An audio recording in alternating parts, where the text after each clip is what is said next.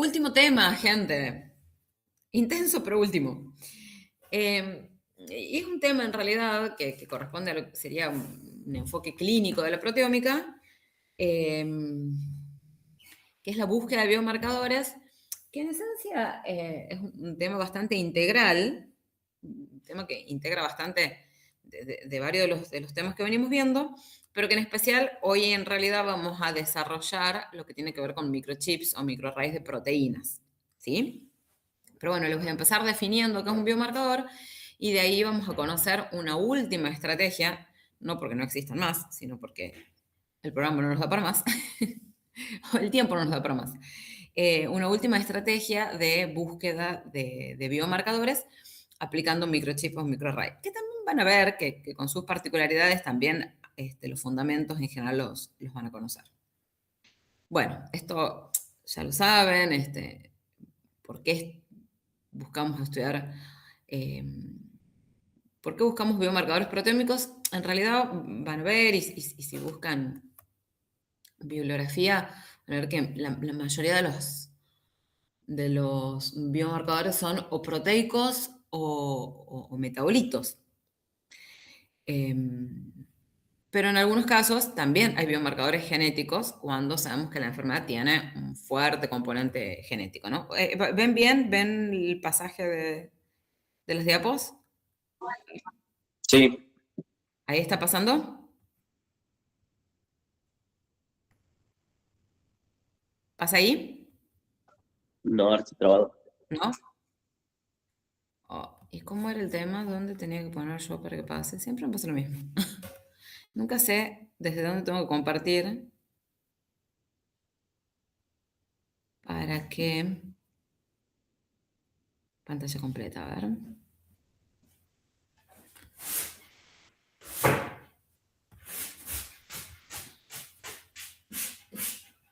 A ver, ahí. ¿Ahí pasa?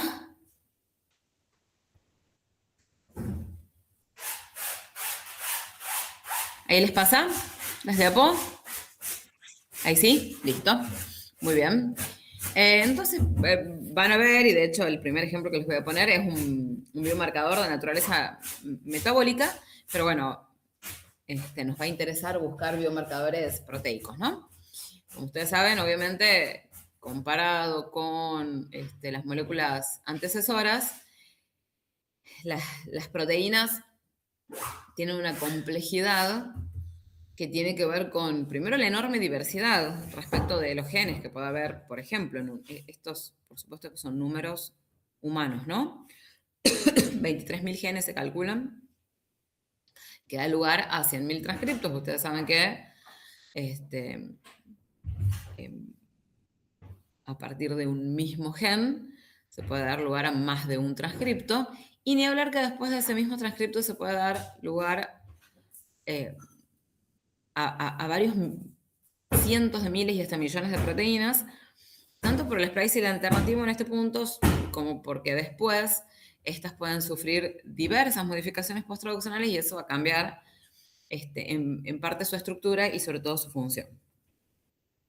Los enfoques de la proteómica, que ya los conocen, los tres van a aportar a la búsqueda de un biomarcador, pero por ahí es la proteómica comparativa la que nos va a dar el inicio, el puntapié inicial para empezar a buscar un biomarcador. El término biomarcador básicamente hace alusión a una característica que es objetivamente medible y evaluable. Esto es importante porque muchas veces, por supuesto que a medida que avanzamos en tiempo y aparecen nuevas estrategias y mejor equipamiento, esto nos lo hace cada vez más fácil. No sé si ustedes saben cómo se dosaba la glucemia bueno, varias décadas, ya siglos. ¿Saben cómo se sabía si una persona era o no era diabética o si tenía este, glucemia elevada?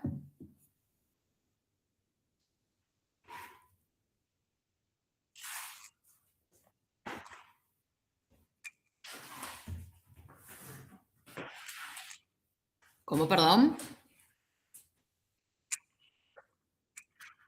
Bueno, una posibilidad que era real y que se hacía ya en los laboratorios, o sea, ya lo hacían los técnicos, químicos, médicos, era probándolo y ver si tenía sabor dulce. Ustedes saben que el exceso de glucosa se elimina por orina. O sea, siempre que hay hiperglucemia, hay glucosuria, que significa glucosa en orina. Pero otra estrategia previa a esa era que la persona orinara en la tierra cerca de un hormiguero, y si las hormigas se acercaban significa que la orina era dulce. Imagínense lo sensible y lo objetivo de la técnica. Por supuesto que a medida que hemos avanzado con metodología y equipamiento, eso también hemos avanzado en las posibilidades de dosar metabolitos, ¿no? Entonces, en este sentido, tiene que ser objetivamente medible y evaluable y correlacionable con ciertos procesos, tanto biológicos como patológicos. No es que, ay, me parece que estás un poquito diabético. No, tengo que tener parámetros verdaderamente fiables. El biomarcador, ya sea proteico o metabólico o inclusive de ácidos nucleicos, puede ser de diagnóstico, de pronóstico y de respuesta. Realmente hoy las energías, el financiamiento y demás están enfocados en los biomarcadores diagnósticos e inclusive de pronóstico, pero eso depende, por supuesto, del objetivo que se persiga. ¿Qué significa? Generalmente para cada enfermedad hay una estrategia diagnóstica que se considera como gold estándar, o sea, la de excelencia, la más sensible, la más específica.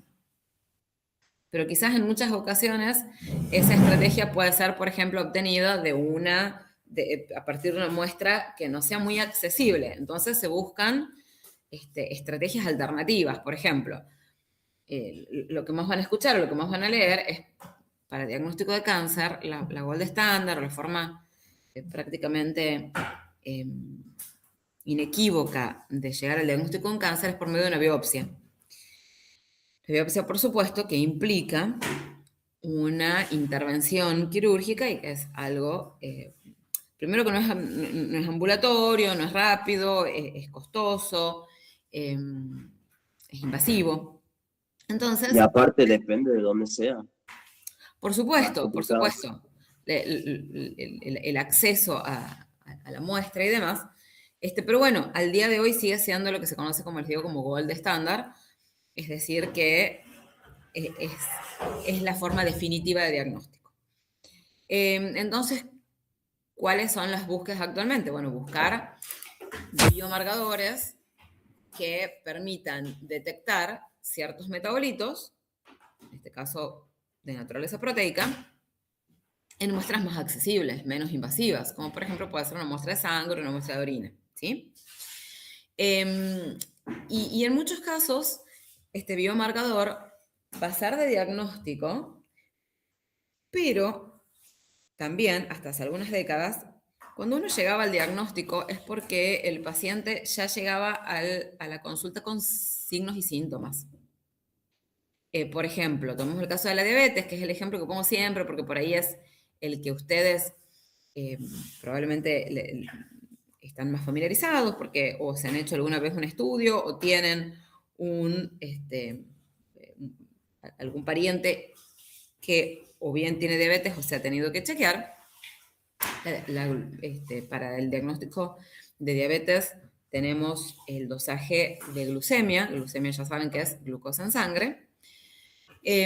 Históricamente, el paciente llegaba a la consulta con lo que se conoce como un cuadro florido de diabetes, que es polidipsia, poliuria, polifagia. Es decir, mucho hambre, mucha sed y ir al baño con frecuencia, ¿sí? En ese punto, uno hace los dosajes de glucemia, por supuesto da elevado, y el paciente tiene diabetes de manera ineludible. Pero ¿qué pasa? Ya todo el proceso fisiopatológico ha avanzado muchísimo. Y hay un deterioro fisiopatológico muy avanzado que en muchos casos es muy difícil de revertir, ¿sí? Entonces, las energías se han empezado a enfocar en decir, bueno, esto hay que tratar de diagnosticarlo más tempranamente, no cuando el paciente ya desarrolle toda la sintomatología y recién advierta que es diabético, sino en estadios más tempranos. Entonces, a modo de screening y de controles, uno de tanto en tanto se debería chequear los niveles de glucemia. Los niveles de glucemia. Glucemia en sangre es una redundancia, ¿no? A veces uno lo dice así coloquialmente, pero es o glucemia o glucosa en sangre. Entonces, si uno regularmente se hace dosajes de glucemia, puede ocurrir que encuentre, casi de manera azarosa, que tiene valores elevados, aun cuando no aparecen ningún signo o síntoma, porque esos niveles de glucemia se elevan quizás antes, obviamente, de que el cuadro sea florido. Y eso, entonces, va a ser un biomarcador de diagnóstico. Uno se acerca sin saber que está enfermo, se hace un dosaje como control, la glucemia da elevada, se la repite, vuelve a dar elevada y aparece el diagnóstico.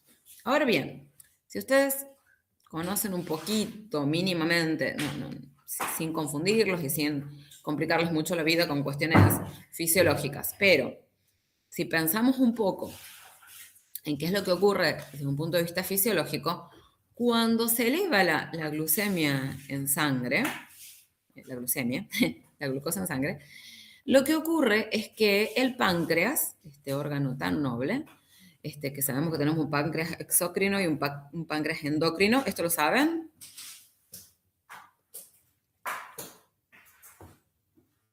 No. Bien, perfecto. El páncreas es una glándula que tiene la particularidad de poder secretar hormonas a sangre, y esa es su función endocrina. Ustedes saben que las hormonas son moléculas señales que se secretan a sangre. Eso sí sabemos, ¿verdad? Sí. Moléculas señales que pasan o se transportan por el torrente sanguíneo. Esa es la función endocrina. En ese contexto funciona como un como productor de hormonas que son la insulina, el glucagón y el péptido C. ¿Sí? Pero a su vez es el páncreas el que sintetiza, por ejemplo, la tripsina, la quimiotripsina y otras enzimas digestivas. Esas enzimas no se secretan a sangre, directamente van hacia el sistema digestivo por una serie de conductos en donde llegan, por donde llegan al duodeno, no pasan a sangre.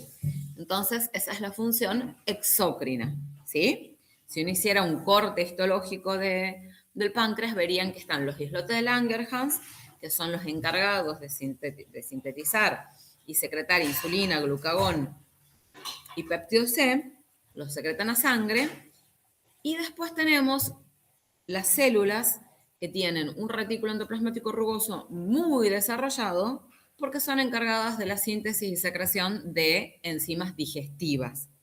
Esas enzimas digestivas no van a la sangre, sino que directamente van al intestino, al duodeno, y participan, por supuesto, de la digestión. ¿Sí? Esa es la doble función del páncreas. Es una funciona entonces como una glándula cuando secreta hormonas. En su función endocrina, entonces, el páncreas tiene la capacidad de sintetizar dos hormonas muy importantes para el metabolismo y la regulación de los metabolismos en general, no solo de la glucemia. Pero nos enfocamos en la glucemia. Cuando la glucemia está elevada, esto promueve la liberación de insulina por parte del páncreas. Y la insulina tiene receptores prácticamente en toda la economía celular, en todo el cuerpo humano, pero básicamente nos vamos a enfocar en lo que hace, por ejemplo, en el hígado. En el hígado, ¿qué va a hacer? Hay un exceso de glucosa. Va a promover que el hígado capte glucosa y sintetice glucógeno. Disminuyan los niveles de glucosa. Y en el resto de las células del cuerpo va a promover la captación de glucosa. En esencia, lo que estoy buscando es que la glucemia disminuya. En las células, a su vez, va a promover no solo que la capte, sino que la empiece a consumir. Y por eso las células tienen receptores de insulina y se activan los GLUT, que son los receptores de glucosa, para que sean captados de manera eficiente. ¿Sí? ¿Me siguen hasta ahí? Lo estoy explicando de la manera más Sí. sencilla posible. Fisiológicamente los procesos son complejos, muchos de los cuales ustedes de manera aislada pueden conocer o entender, ¿no? O sea, los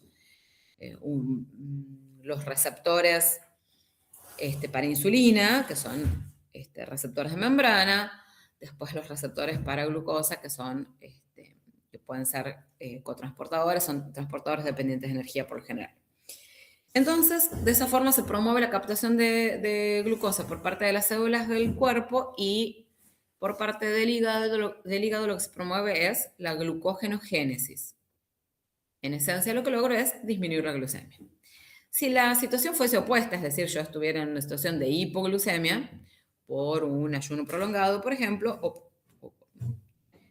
por un ejercicio excesivo que ha consumido mis niveles de glucemia, lo que se libera es una hormona contrarreguladora como el glucagón. La glucemia tiene la particularidad de que tiene muchas hormonas contrarreguladoras y la insulina es la única encargada de disminuir los niveles de glucemia. Por eso es tan importante cuidarla, porque hormonas que incrementen los niveles de glucemia hay varias. Las más conocidas son el glucagón, los corticoides, la adrenalina. Son todas contrarreguladoras de la insulina. Aumentan los niveles de glucemia por diferentes mecanismos y con diferentes órganos blancos, pero todos aumentan los niveles de glucemia. La única que los disminuye es la insulina. ¿Hasta ahí vamos bien? Sí. Perfecto. Entonces, ¿qué pasa? Esto sería una gráfica temporal de lo que ocurre en condiciones normales después que yo consumo un alimento rico en glúcidos. Fíjense, esta línea continua, negra, son los niveles de glucemia y la línea puntada, cortada, son los niveles de insulina. Básicamente lo que tienen que ver aquí, obviamente que los niveles de insulina nunca deben caer a cero, porque si no, la persona básicamente muere por una hipoglucemia. Entonces, hay que mantenerlo en este rango. Fíjense que inmediatamente después que la glucemia empieza a elevarse, lo que ocurre es que empiezan a elevarse los niveles de insulina. Para que al cabo de una hora, estos niveles de glucemia se normalicen. ¿Sí? Aproximadamente en una hora ya deberían estar en sus niveles normales. Puede extenderse inclusive hasta las 2 horas. Y esto ocurre siempre después de una ingesta rica en hidratos de carbono. Se elevan los niveles de glucemia, se elevan los niveles de insulina, se normalizan los niveles de glucemia. Cuando se iban haciendo si lo pensamos desde un punto de vista temporal, yo les había dicho, bueno, primero, ¿qué es lo que pasaba? Aparecía el paciente ya con todo el cuadro diagnóstico, o sea, ya con todo el cuadro clínico de una enfermedad ya muy avanzada. Y recién advertía que estaba pasando lo grave, pero eso significa que fisiológica y patológicamente su organismo tiene una historia de desgaste que quizás viene de décadas atrás. Y eso es lo que, en principio, se quiere evitar. Se quiere tratar de hacer un diagnóstico lo más temprano posible, porque siempre el pronóstico va a ser mejor cuando uno toma medidas tempranas. Entonces, pasamos del paciente que venía ya, debutaba con un cuadro de hiperglucemia o con todo el cuadro que les comentaba recién, a pacientes que quizás se hacen un dosaje de glucemia periódico y eventualmente advierten que hay niveles de glucemia elevados y se puede atacar de manera más temprana. ¿Pero qué es lo que vieron? que había una serie de pacientes cuya glucemia en ayunas era normal. Rozaba o rondaba los 100 miligramos por decilitro, que es un valor normal, y se sostenía ahí. Y no eran considerados pacientes de riesgo porque su glucemia era normal. Pero al cabo de un tiempo, esos pacientes empezaban a desarrollar signos y síntomas. ¿Qué pasaba? Esa glucemia normal en el borde superior se mantenía normal a expensas de una liberación excesiva de insulina, ¿sí? Para mantenerla normal. ¿Me siguen? Yo doso glucemia, me da normal, normal, normal, normal. Siempre quizás en el límite superior, pero normal. Al cabo de un tiempo, estos pacientes terminan desarrollando una diabetes. Entonces, eso advierte a la comunidad médica de que esos niveles normales de glucemia en el límite superior, pero finalmente normales, evidentemente ya estaban indicando que había un proceso patológico que se estaba desarrollando y que era importante captarlo temprano. Entonces, ¿qué se empezó a sumar al dosaje de glucemia? El dosaje de insulina. Y a partir de ahí se generó lo que se conoce como índice OMA, que no solo es predictivo de diabetes, sino también de síndromes metabólicos. ¿Por qué es importante dosar la insulina? Porque puede ocurrir que mi glucemia esté normal, pero a expensas de que la insulina esté elevada. Entonces, si ustedes miran este cuadrito, normalmente sería esto lo que ocurre, para que esta glucemia se mantenga en estos límites normales, esta insulina ha tenido que elevarse mucho. ¿Por qué? Generalmente porque los receptores de insulina están desensibilizados. Entonces requieren más unidades de insulina para lograr el mismo efecto de captación de glucosa. ¿Me siguen? Claro. Y en el caso de que el páncreas ya no comience a sintetizar de la misma manera la insulina, Eso va a ¿cómo se pasar vería el después. pico? Seguramente, a ver, insisto que estoy simplificando la fisiopatología de una enfermedad muy compleja, ¿no? Esto que se Claro, pero divide en distintos lados. la Pero, curva, perdón, ¿cómo sería? claro, básicamente tenés dos grandes formas de diabetes, que es la diabetes tipo 1 y la diabetes tipo 2. La diabetes tipo 1 tiene carácter genético y ahí es donde el páncreas no sintetiza o sintetiza una insulina de mala calidad o sintetiza poca, ¿sí? Claro, Ese es un tipo de diabetes. Después tenés la diabetes tipo 2, que tiene diferentes formas de presentación. La primera no la primera, una de las posibilidades para desarrollar diabetes tipo 2 es que los receptores de insulina estén mutados y sean poco sensibles a la insulina. Entonces, el páncreas empieza a liberar cada vez más insulina para lograr mantener la glucemia en valores normales. Al cabo de claro, un tiempo, el páncreas se agota y ahí aparece la diabetes. ¿Se entiende? claro, se jubila. Claro, exactamente. Produce cada vez menos. Espera un segundito.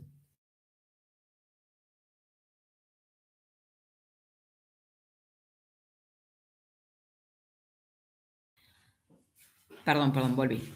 Em, claro, entonces, para mantener los niveles de glucemia en valores normales, el páncreas empieza a liberar cada vez más insulina. Llega un momento que se agota y dice, muchachos, yo llegué hasta aquí. Y sigue la desensibilización de los receptores, no hay mucho para hacer. Entonces, ahí aparece una diabetes que generalmente es una diabetes tipo 2, que ya hay que tratar con hipoglucemiantes primero y después seguramente con insulina también, ¿no? Pero bueno, como para simplificar un poco, lo que les quería decir es, el resto está aquí conmigo, acompañándome, o se me perdieron para siempre. ¿Estamos? Bien. Ven que es divertido. Lo que pasa es que yo sé que ustedes están pensando en la secuenciación de segunda generación y maldito sea el momento en que Sanger empezó a secuenciar ADN y todo lo demás. Pero, y encima virtualmente, ya sé que la cama debe estar muy cerca, las colchitas también, y todo lo que ya sabemos que pasa. Pero le pongamos onda. Entonces, todo esto, ¿por qué les relato toda esta historia? Porque con el tiempo se revisaron los criterios y dijeron, bueno, no es solo suficiente dosar la glucemia, también es importante dosar la insulina. Porque según cómo están los niveles de insulina, yo voy a poder predecir más tempranamente si una persona tiene predisposición a desarrollar diabetes. Entonces, fíjense qué valioso. Ya no solo no estoy... Al principio me llegaba ya el paciente diabético con con un organismo ya muy alterado. Muy poquito después del diagnóstico de diabetes, quizás venía la amputación de un miembro, quizás venía una ceguera por retinopatía, etcétera, etcétera. Hemos pasado de eso, idealmente, por supuesto, ¿no? A poder diagnosticar tempranamente una diabetes cuando la glucemia recién se empezaba a alterar. Y ahora, mejor aún, no solo que estamos pudiendo hacer el diagnóstico, sino que estamos pudiendo predecir cuando la persona todavía no ha desarrollado la diabetes.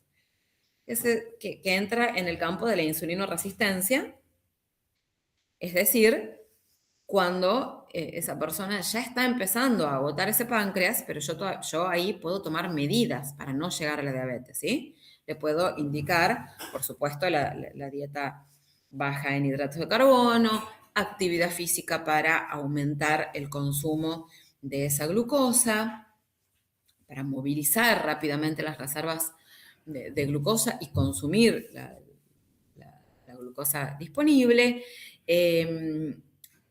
Y puedo, o si, si el médico lo considera necesario, un hipoglucemiante, etcétera, etcétera. ¿Sí? O sea, se pueden tomar medidas previas a que la persona desarrolle la diabetes y ni hablar desarrolle toda la sintomatología ya más severa. ¿Sí? Entonces, por eso es que la búsqueda o el enfoque, les he dado el ejemplo con un biomarcador que en realidad es metabólico, no proteómico, pero porque probablemente sea el que ustedes les resulte más familiar. Bueno, en esa vía o con ese enfoque es que en la actualidad, bueno, se están buscando biomarcadores de diagnóstico, pero sobre todo de diagnóstico temprano, ¿sí?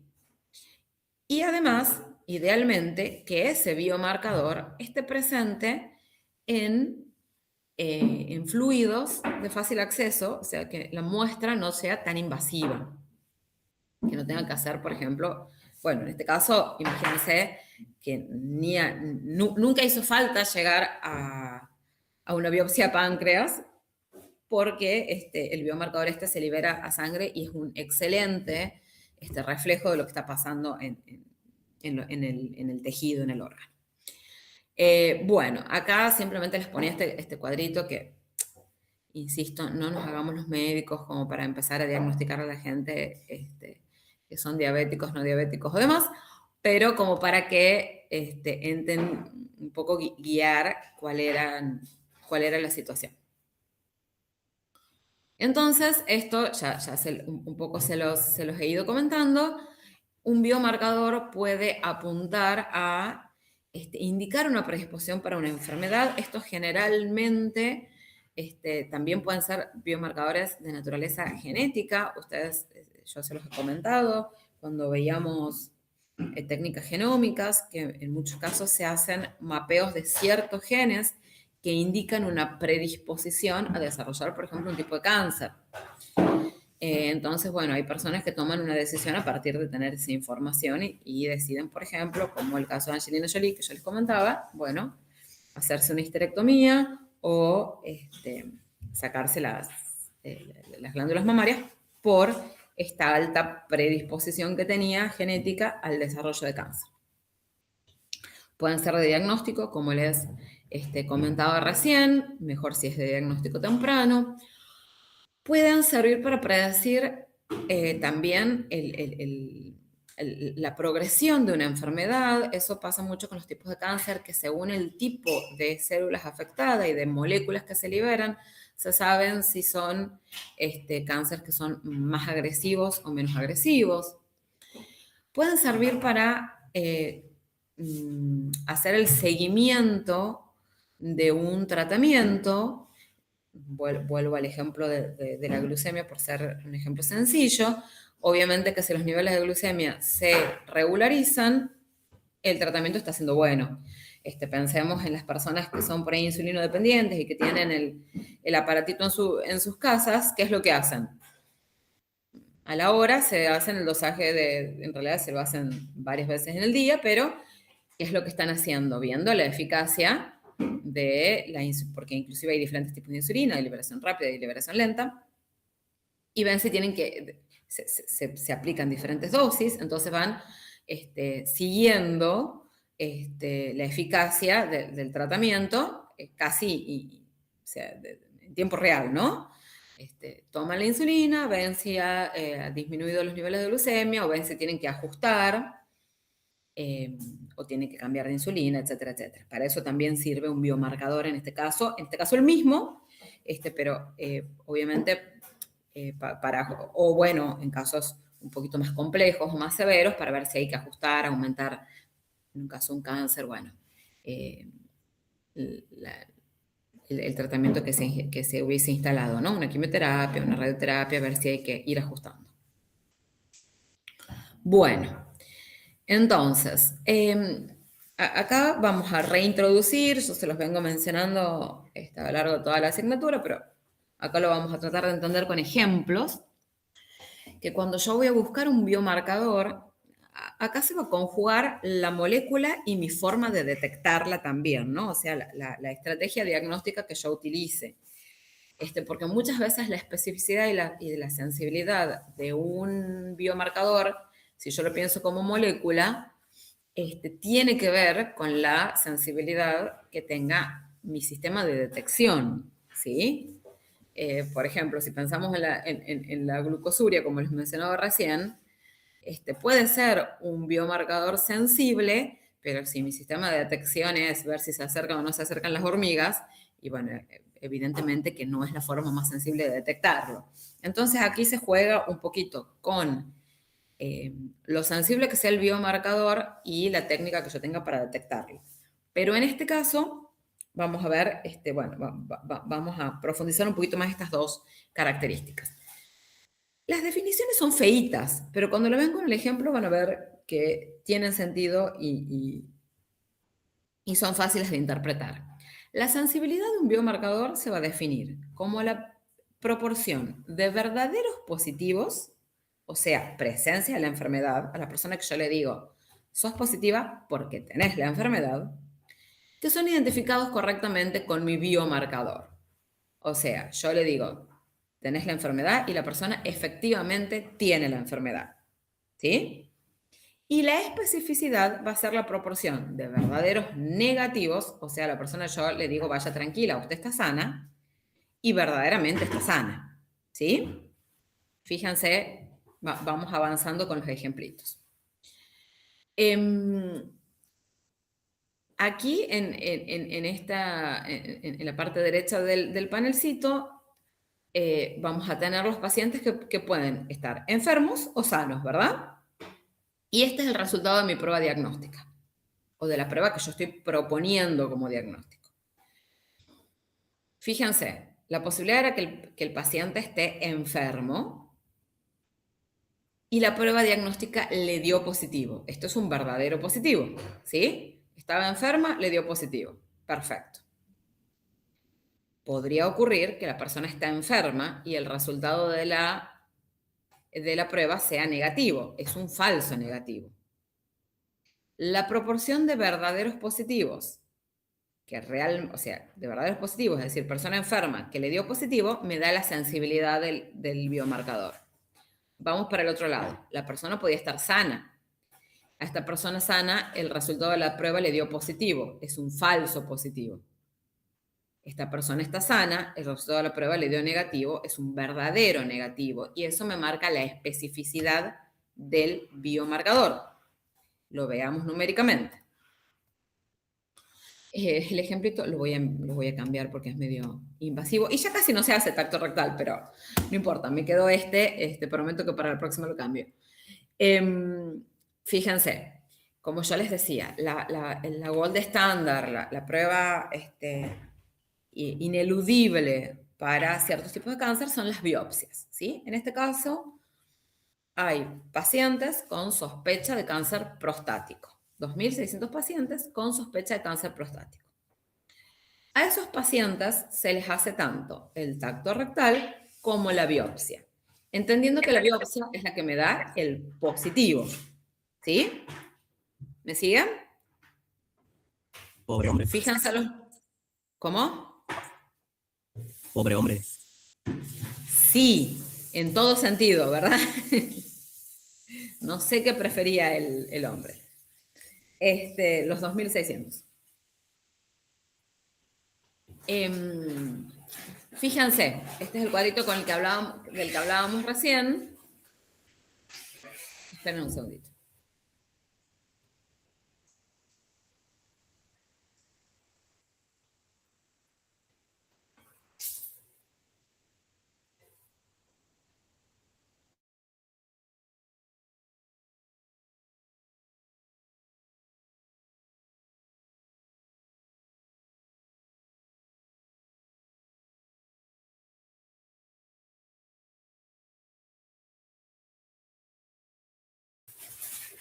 ¿Ustedes me escuchan bien? ¿Me escuchan bien? Bien. Sí. Bien. Bueno. Entonces, fíjense, le pongamos números al ejemplo para que quede más claro. Estos son los 2.600 pacientes que han ido a la consulta.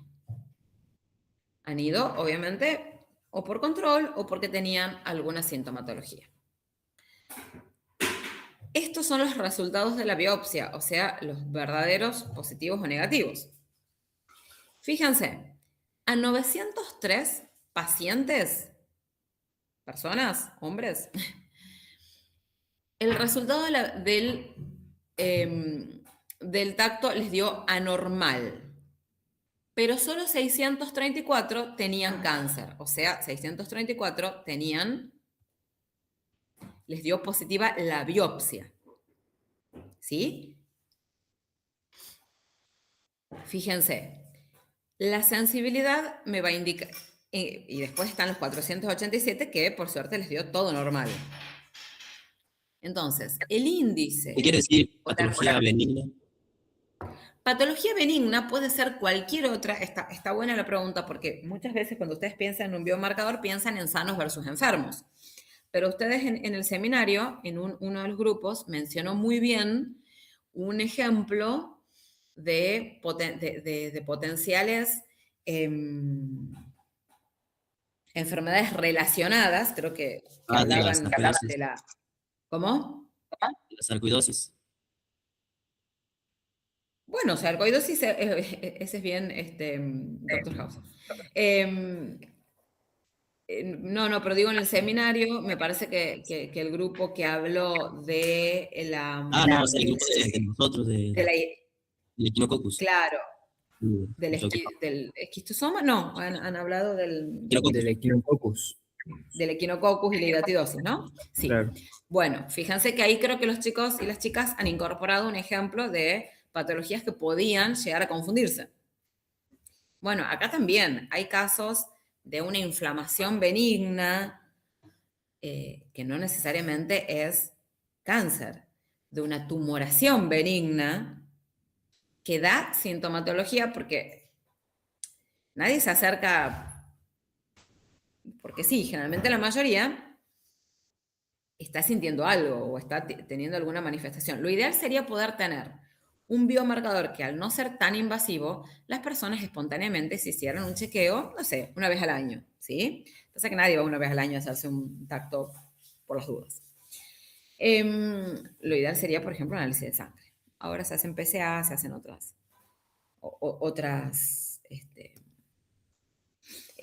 se están buscando otros biomarcadores, porque fíjense que ni uno ni otro deja de ser invasivo. Pero la cuestión es que de todos los que dieron anormales, hay un buen porcentaje que en realidad ese positivo al tacto rectal no era por cáncer, sino era por una patología benigna. una inflamación, por ejemplo, ¿sí? O una tumoración, pero benigna. Y eso solo se supo después de hacerle la biopsia. Al revés, fíjense todos, fíjense estos que tenían la patología, le dieron normal y sobre el total eran verdaderos negativos. 1251 sobre 1520 les dijeron que eran negativos y verdaderamente eran negativos. Y eso me da la especificidad de la técnica, ¿sí? De la técnica y del biomarcador. Idealmente, cuando yo voy a proponer una metodología, un biomarcador diagnóstico, tiene que tener alta sensibilidad y alta especificidad. Eso sería lo ideal, ¿sí? O que al menos se acerque lo más posible al que yo considero como la gold estándar. O sea, aquí tendrían que, todos los que dieron resultado positivo para la biopsia, tendrían que haber dado positivos en el tacto rectal para que yo diga, o bueno, un porcentaje elevado, para que yo diga, bueno, yo propongo esta metodología como alternativa. Y a todos los que les dije, vayan tranquilos porque verdaderamente no tienen nada, se pueden ir tranquilos porque no tienen nada. Eso es lo ideal. Fíjense aquí, la sensibilidad les dice que es del 56% y la especificidad del 82%. Tiene una especificidad alta, pero la sensibilidad es baja.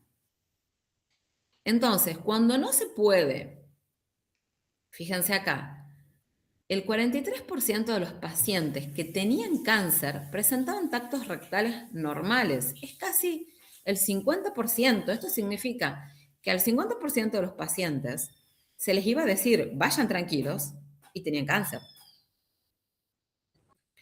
Claro, iban a ser Entonces, ¿cómo? iban a ser falsos negativos. Exactamente. Entonces, esto es algo de lo que yo les vengo adelantando por ahí cuando iba dando diferentes ejemplos, sobre todo de Liz y demás.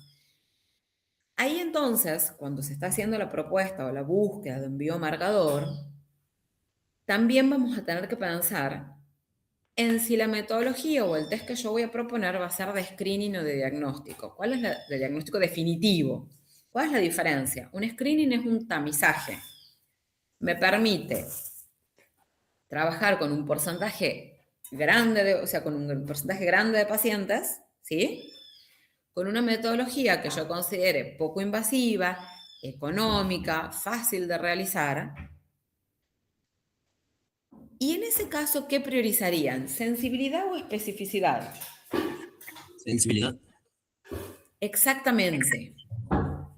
Porque yo lo que voy a buscar es, con una metodología, insisto, toda vez que se pueda, yo voy a buscar sensibilidad y especificidad elevada, ¿verdad? O sea, si me dan a elegir, yo quiero alta sensibilidad y alta especificidad. Lo que pasa es que en algunos casos no se consiguen las dos. Nunca se puede tener los dos. Entonces, ¿cómo, perdón? Es mucho pedir los dos. Claro, en muchos casos sí. Me escucho con eco, no sé por qué. Bueno, no sé por qué me rebota la voz. Entonces, en muchos casos, cuando no se puede tener las dos, yo ahí tengo que pensar, el test que yo estoy proponiendo, la metodología que yo estoy proponiendo, ¿la quiero para diagnóstico definitivo? Para decirle a la persona, ¿usted tiene o no tiene cáncer? ¿O quiero que sea una metodología que me permita evaluar de manera rápida, sencilla y económica a virtualmente toda la población, para de toda esa población tamizar, por eso se usa este término, ustedes saben lo que es el tamizaje, ¿verdad? O sea, si ustedes usan un tamiz, los que alguna vez han Sí. cocinado, o un colador, básicamente, hacen pasar una muestra por un Para colador. la arena también. ¿Cómo? Para la arena también. Por ejemplo, toman arena, cuando hay que hacer, ¿verdad? Les traen la arena y deben haber visto que los albañiles la tamizan para sacar las piedras o las impurezas, dejan pasar lo más finito y se quedan con lo grueso, que eventualmente lo eliminarán.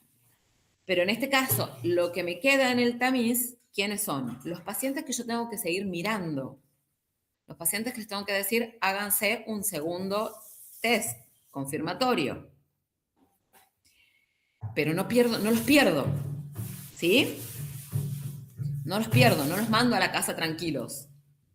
Les digo, y de ahí dependerá, obviamente, el tacto del personal de salud, que también es importante, que no les tienen que decir, ay, usted está enfermo, venga, que siga. No, hay que hacer una prueba confirmatoria, hay que seguir evaluando, hay que seguir estudiando, venga mañana, etcétera, etcétera. Para que esa persona continúe con sus estudios y yo no la mande tranquila a la casa. Porque es preferible tener un porcentaje aún elevado de personas que yo les diga, usted se tiene que hacer un segundo, un tercer chequeo, y después se le termina diciendo, bueno, lo que usted tenía era benigno, a que se le diga vaya tranquilo a la casa y unos meses después aparezca con una enfermedad ya muy avanzada. ¿Se entiende? ¿Me siguen? Sí.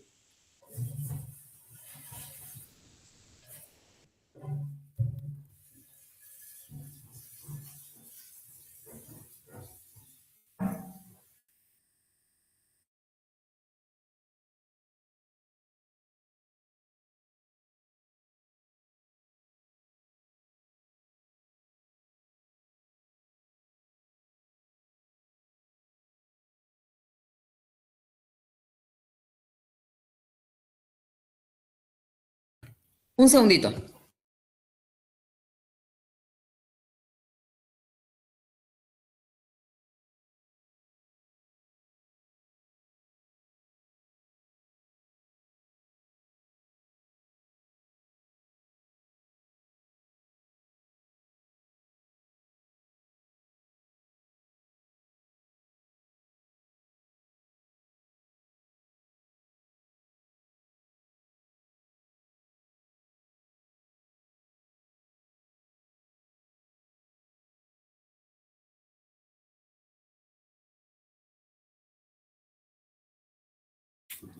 Volví. Uy, para mejor me falta un montón. Y ustedes ya deben estar cansados. Pero voy a avanzar un poquito más, ¿ah? ¿Les parece? ¿Están ahí? Sí, profe. Sí.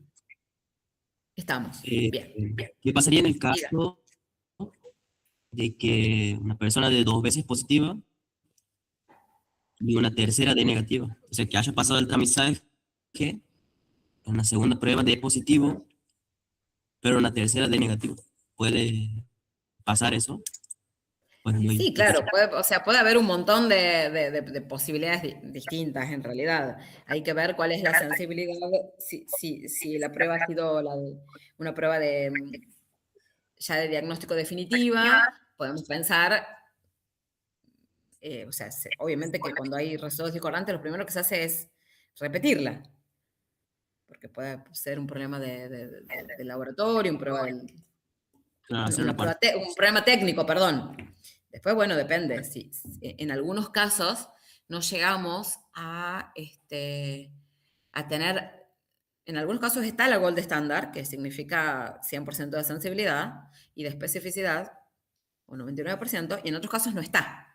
No, o sea, no hay una que dé ineludiblemente, entonces hay que acompañar con clínica o con una tercera prueba, o con una prueba adicional, pero generalmente cuando están esos resultados discordantes, que primero da positivo, después da negativo o viceversa, hay que repetir la prueba porque puede tener más que ver con problemas técnicos que con la enfermedad propiamente, ¿no? Eso es lo primero que se descarta. Que no sea un error técnico.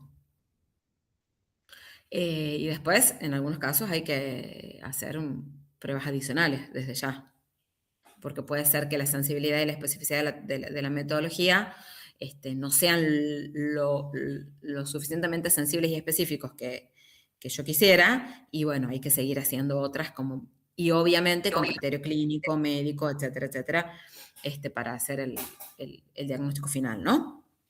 Claro, o sea, se enfocan en otros parámetros, pero para la misma enfermedad sería.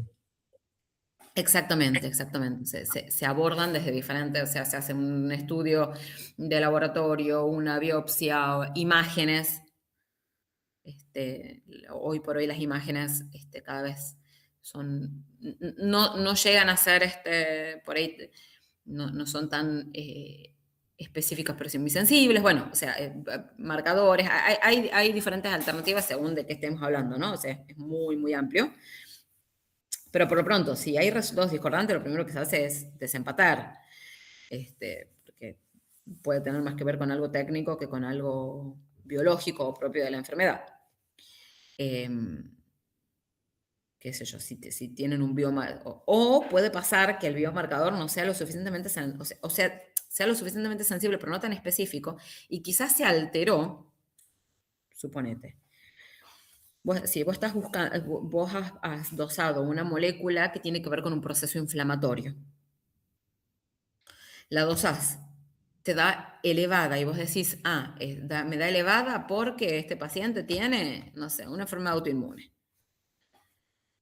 La dosás el mes siguiente y le da, y bajó. Y vos decís, ¿ya no tiene la enfermedad autoinmune? No.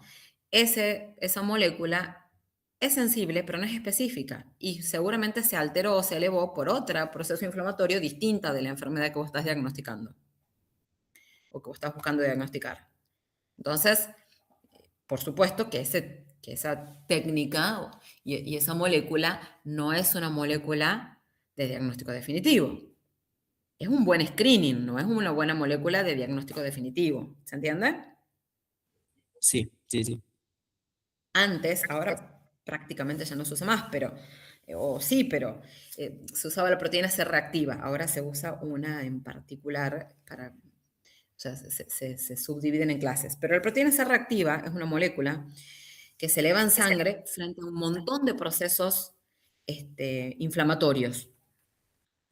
A mi papá le han Entonces, hecho un análisis y sí, tal. Aparece ahí la proteína C también.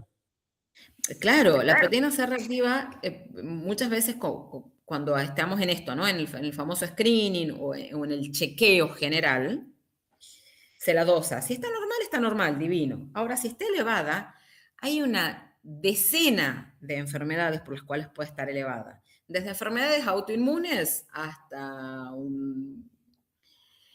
qué sé yo, un proceso inflamatorio infeccioso pasajero, ¿sí?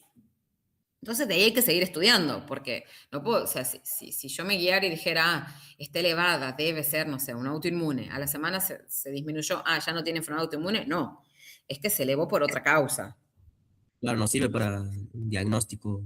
No sirve para diagnóstico definitivo, sirve para que yo siga mirando a ese paciente y le siga haciendo estudios, para que no se me vaya, como les digo, para que el paciente no se vaya tranquilo y se siga haciendo los estudios.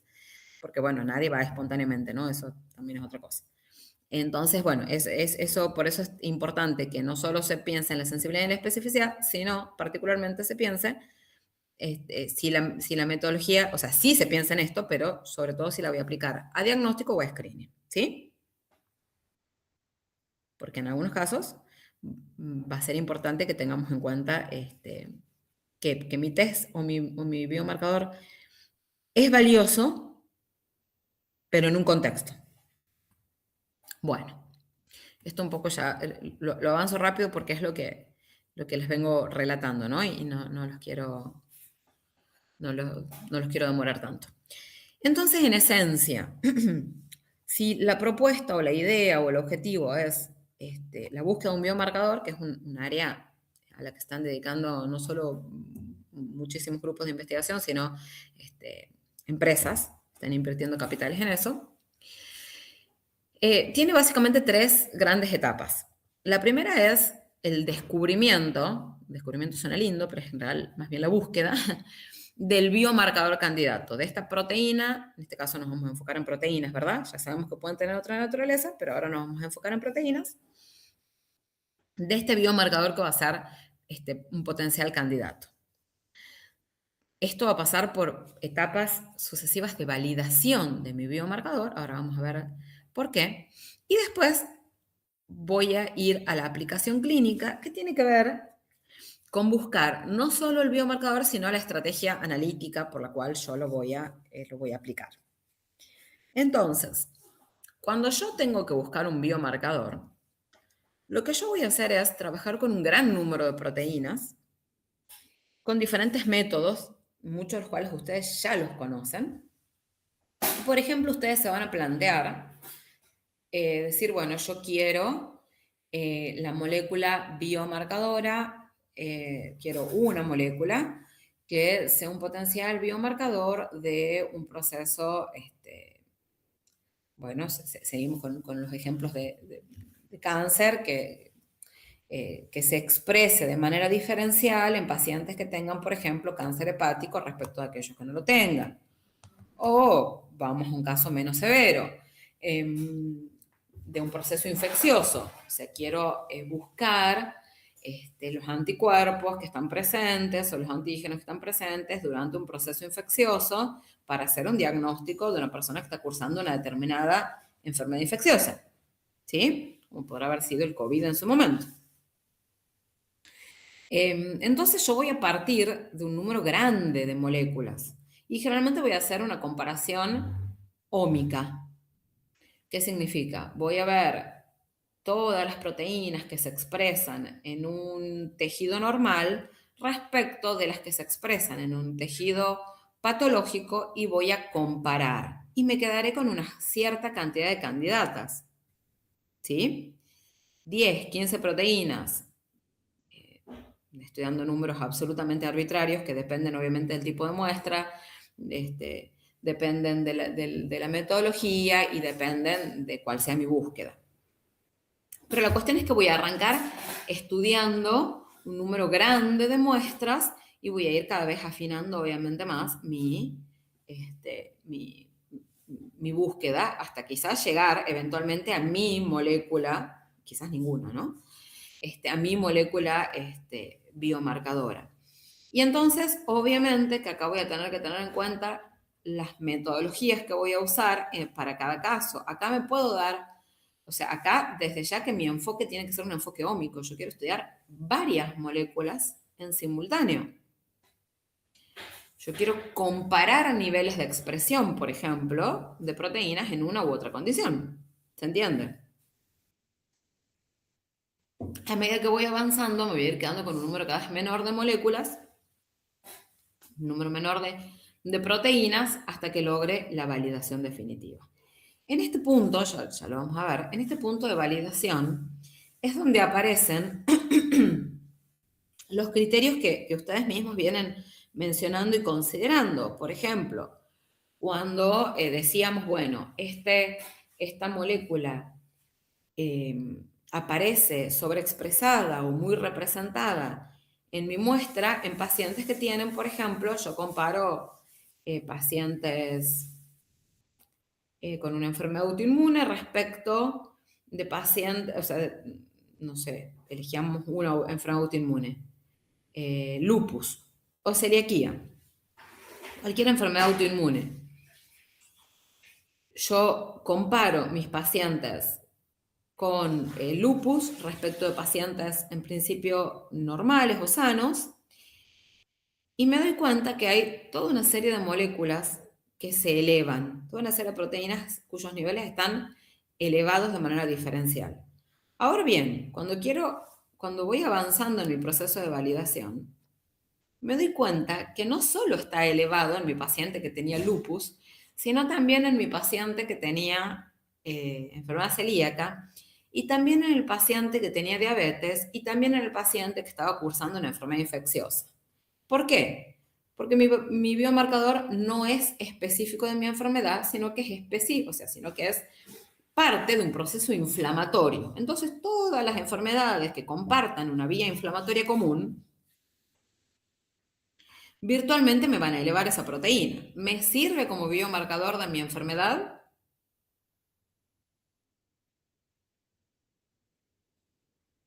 No. No, no me sirve. O sea, si yo quiero decir, esta molécula es biomarcadora para diagnóstico de lupus, y desde ya que no, porque no solo está elevado en lupus, sino que también está enfermedad elevada en diabetes, en esto, en lo otro. ¿Se entiende? Claro, no servía para el tamizaje, sería, en todo caso, el screening. Exactamente, me serviría para un screening, pero ya sabemos, obviamente, esperen, perdón. No sé quién me están mandando cosas raras. Bueno, no, porque esta semana empiezan, no sabes si saben, las jornadas estas de Orcomoshel no hay, me están mandando que corrijo unas cosas. Bueno, entonces, si yo lo quiero como screening, y bueno, puede ser que me sirva, porque fíjense que yo inicialmente, ¿con qué han arrancado ustedes? Con pacientes sanos versus pacientes normales. Perdón, pacientes sanos versus pacientes con la infección o la enfermedad que a ustedes les interesa diagnosticar.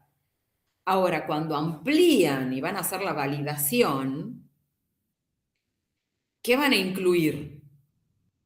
No solo pacientes con la enfermedad que a ustedes les interesa, sino con otras enfermedades potencialmente relacionadas.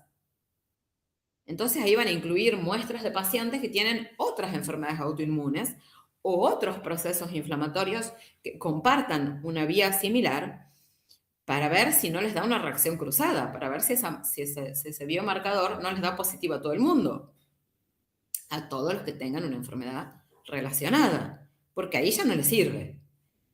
E inclusive van a incorporar pacientes de diferentes etnias, porque podría ocurrir que esa biomolécula que ustedes dicen, fíjate que siempre se me eleva en pacientes que tienen esta enfermedad autoinmune, resulta que en esa etnia característica es normal. Van a incluir también pacientes de diferentes edades, porque puede ser que naturalmente los valores de esa molécula estén elevados en la niñez, o estén elevados en la adolescencia, o estén elevados en los adultos mayores. Y uno diga, ah, no, siempre que esté elevado es porque tiene la patología. No, natural y fisiológicamente se elevan con la edad. ¿Se entiende? Estoy dando ejemplos arbitrarios, pero todas cosas que hay que considerar, porque en muchos casos, o si no, quizás eso no lo lleve a descartar por completo su biomarcador, quizás lo lleve a definir puntos de cortes y decir, en este rango de concentración es normal para niños entre 1 y 12 años. En este rango de concentración es normal para adolescentes entre 12 y, hoy la adolescencia se ha extendido hasta los 30, ya saben, pero fisiológicamente vamos a pensar entre los 12 y los 20. ¿Cómo? Cada vez más adolescentes. Con 40, Adolescentes parciales. ¿Es verdad que son adolescentes? Sí. Es gracioso, pero es real. No sé, verdaderamente hay que ver el impacto sociodemográfico, pero en términos fisiológicos hay por ahí, es un poco más fácil de definir, porque tiene que ver generalmente con etapas de crecimiento, con liberación de hormonas, etcétera, etcétera. Entonces, yo puedo definir que una determinada molécula en un rango etario es normal y en otra no. Entonces, quizás mi biomarcador no es que lo tengo que descartar, sino que tengo que hacer todas las pruebas correspondientes y evaluar en diferentes rangos etarios y definir cuál es el punto de corte para mi población. ¿Sí? Y decir, cuando esté elevado en pacientes entre 2 y 20 años, es porque tienen la enfermedad. En cambio, ese mismo valor en pacientes adultos quizás es normal. ¿Se entiende? Sí, Todo eso forma parte de la validación de mi biomarcador. ¿Qué significa? Que acá voy a empezar con unas pocas muestras, pero con alto número de proteínas, y en base a eso voy a elegir las metodologías. Y acá voy a tener que ir ampliando mi número de muestras. Voy a tener que abarcar un número mayor de muestras, no solo de mi enfermedad versus pacientes sanos, sino que también voy a ir incorporando otros criterios, ¿sí? Para verdaderamente validarlo. Claro, más o Y menos, después bien, más o menos lo que hacemos nosotros en el seminario. exactamente, exactamente. Y por supuesto que las metodologías también van a cambiar, porque yo acá, si trabajo con 4 muestras, puedo aplicar metodologías que sean costosas, engorrosas y demás, pero acá cuando tenga que trabajar con 100 muestras, no voy a elegir una espectrometría de masa. Y cuando tenga que hacer la aplicación clínica, ni hablar. No voy a proponer que todos los pacientes vayan a hacerse una espectrometría de masa para hacerse un diagnóstico de una diabetes. Es Claro, vuelvo siempre a la diabetes, que no es para nada no es para nada, no sería para nada la metodología de elección, pero para que les resulte familiar, ¿verdad? Porque tengo que buscar una metodología que sea accesible y no tan costosa. Entonces, acá, como para más o menos clarificar un poquito el panorama, hasta aquí nosotros dentro de las técnicas o las técnicas proteómicas que hemos visto, sobre todo para hacer una proteómica comparativa, hemos visto que podíamos separar las proteínas en metodologías basadas en geles o en cromatografía, ¿sí? Y después, en ambos casos, llegábamos por uno u otro camino, todos los caminos conducían a Roma, terminaba separando, identificando por espectrometría de masa, ¿verdad?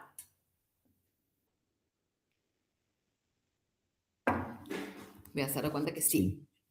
sí. Bueno, muy bien.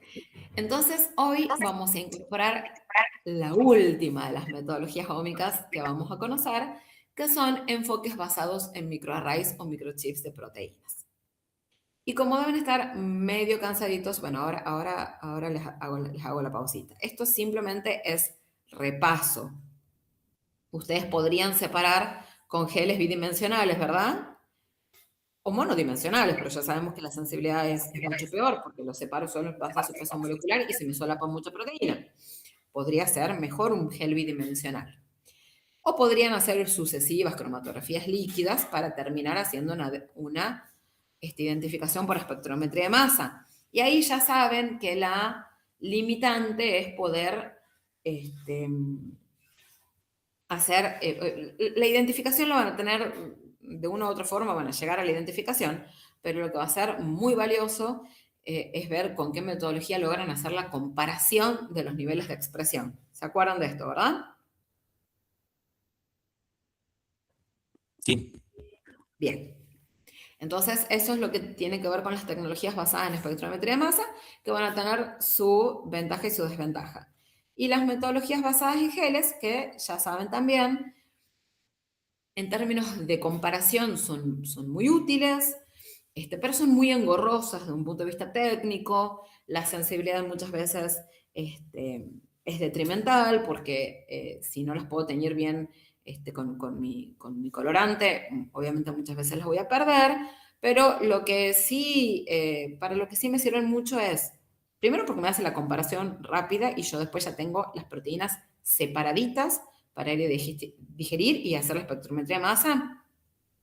Esta parte del proceso es bien limpia, ¿sí? Yo acá hago la cuantificación. En cambio, fíjense que cuando hago con separación por cromatografía líquida, la cuantificación tenía su conflicto, ¿sí? Si se acuerdan.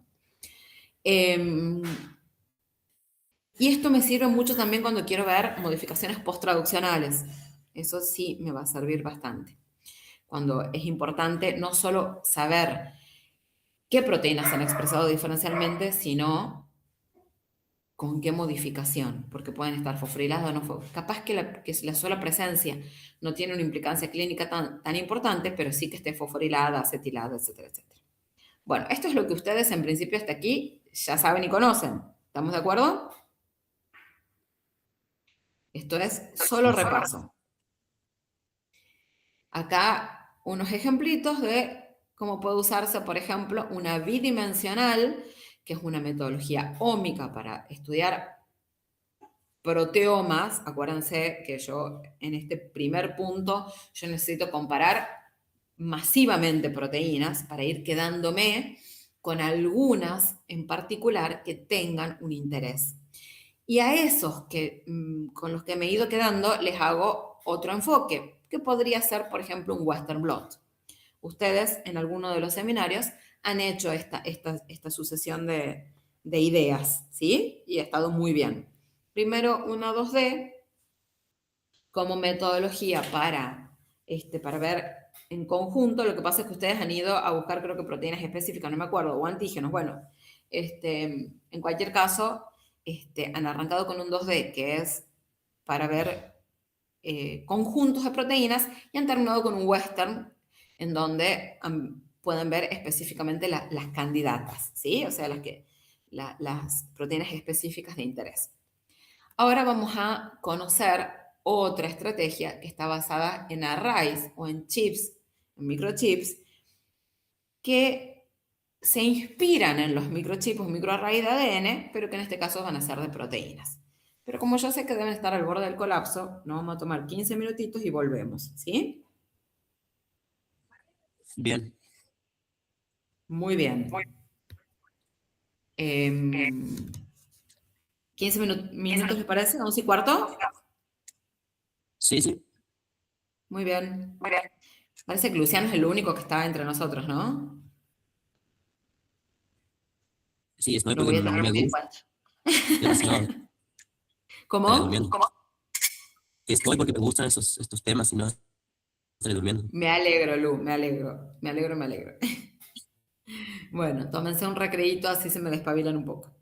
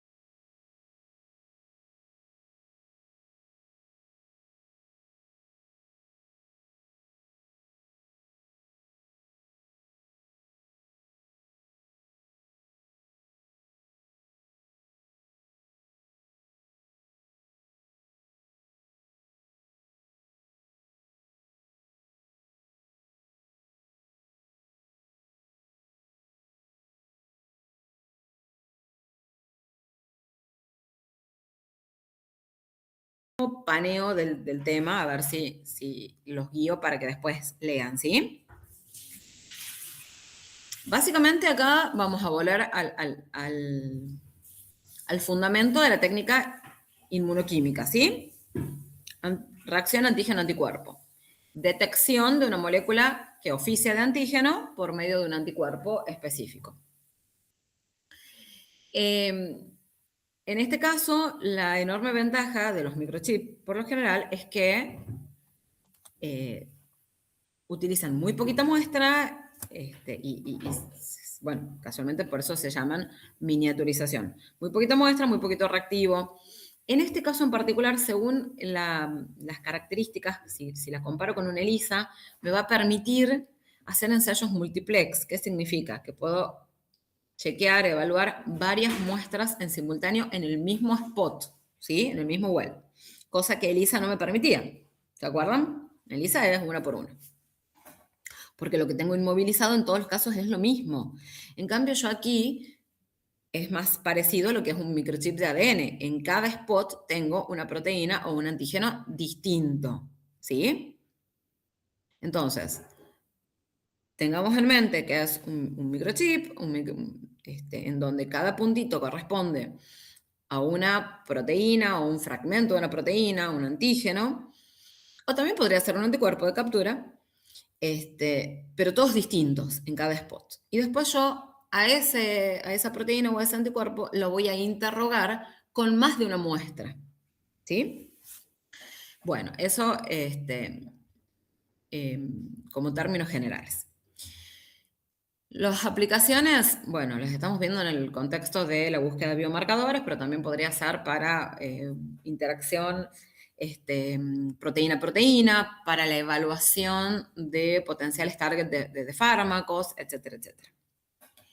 Acá, bueno, un ejemplito de la aplicación, y esto es una suerte de clasificación, como para acomodar un poquito las ideas. El formato puede ser plano o en esferas, a su vez las esferas pueden o no ser magnéticas, y el contenido que se inmoviliza pueden ser anticuerpos, antígenos o de fase reversa. Los de antígeno y anticuerpo, de nuevo, pensemos tengamos la idea de lo que es un ELISA, pero sin embargo, cada uno de los spots va a tener o un antígeno o un anticuerpo distinto. Entonces, eso aumenta enormemente la versatilidad. En los arrays planos, lo que se hace es, sobre una superficie de nitrocelulosa, de oro, de vidrio, pequeñita, como si fuera un portaobjeto, inmovilizar proteínas o anticuerpos todos distintos, ¿verdad? Hay una serie de características técnicas que tengo que considerar, que ahora no se las voy a mencionar ni desarrollar, y de todas maneras es para que lo tengan en cuenta en grandes rasgos. Tampoco voy a hacer énfasis en esto. Ustedes saben que a mí lo que me interesa siempre es que esté un poquito más clara la aplicación, pero bueno, sepan que la calidad de un array va a depender de la superficie que elijan, de la forma de impregnar la muestra en cada uno de los spots, porque de la forma de impregnarla y de inmovilizarla, porque aquí, a diferencia de lo que es un chip de ADN, que es muy robusto, y de hecho, yo les decía, bueno, pueden usar un mismo chip y reciclarlo y reciclarlo. Las ondas de ADN son muy robustas.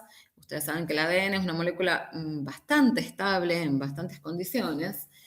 En cambio, las proteínas, y estructuralmente muy simple.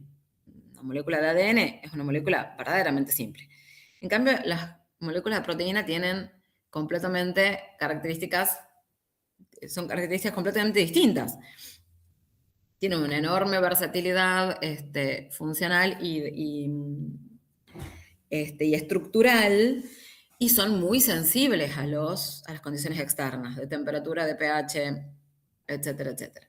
Entonces, eso va a ser una enorme limitación que a veces se supera y a veces no, para la construcción de los chips de proteínas, y por eso es que no está hoy tan extendido como un chip de ADN, pero cada empresa y cada grupo va haciéndole mejoras sucesivas para hacerlo un poquito más robusto al sistema, ¿sí? Entonces, no es menor todos estos pasos que, insisto, por ahí no se los voy a pedir de manera detallada porque no me importa tanto el detalle, pero sí que sepan que si ustedes quieren interrogar una muestra en relación a la funcionalidad de una molécula, entonces esa molécula en el chip debe mantenerse funcional. Y para eso uno tiene que tener ciertas consideraciones de pH y de temperatura, por ejemplo.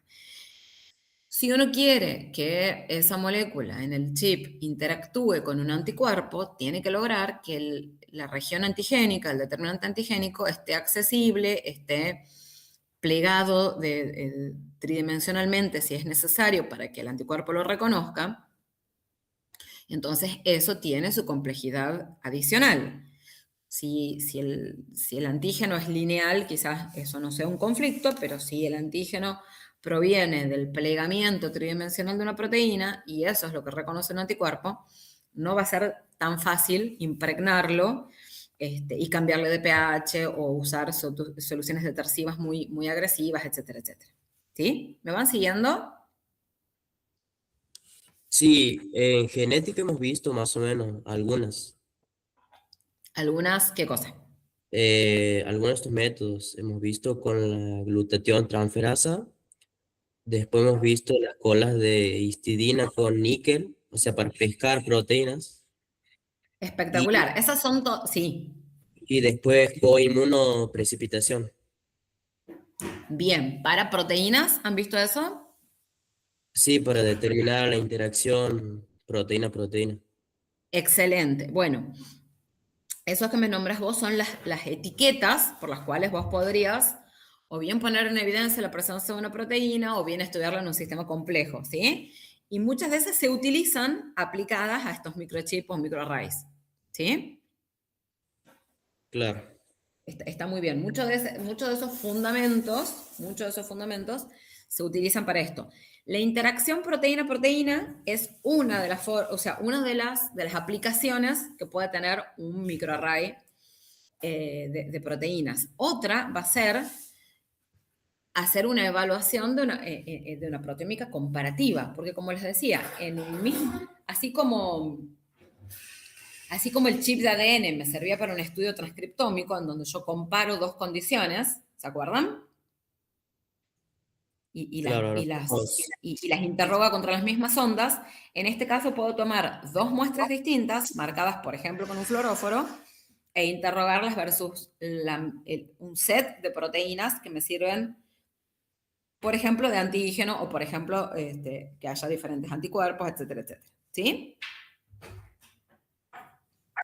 Sí, Bien, entonces, el chip puede ser en el formato plano, que es el característico, el tradicional, el que ustedes conocen, análogo a lo que es un chip de ADN, pero también hay chips en formatos de esferas, que son un poco los más modernos, porque además tienen una versatilidad adicional, que es que permiten mezclar muchas muestras en simultáneo. Entonces, claro en que estas son esferitas, las pelotitas de agarosa, creo, que son. sí, tienen diferente composición, Algunas. exactamente, y pueden estar marcadas con diferentes anticuerpos. A su vez, yo puedo tener una suspensión de varias esferitas que en el interior tengan diferentes fluoróforos. Fíjense aquí, esta es una esferita que en el interior tenga diferentes poblaciones de esferas con diferentes fluoróforos internos y yo los marque con anticuerpos distintos, que son mi anticuerpo de captura, que por supuesto interactúen con analitos distintos, y de ahí viene mi anticuerpo secundario, y mi anticuerpo secundario va a estar marcado con un fluoróforo distinto de este. ¿Sí?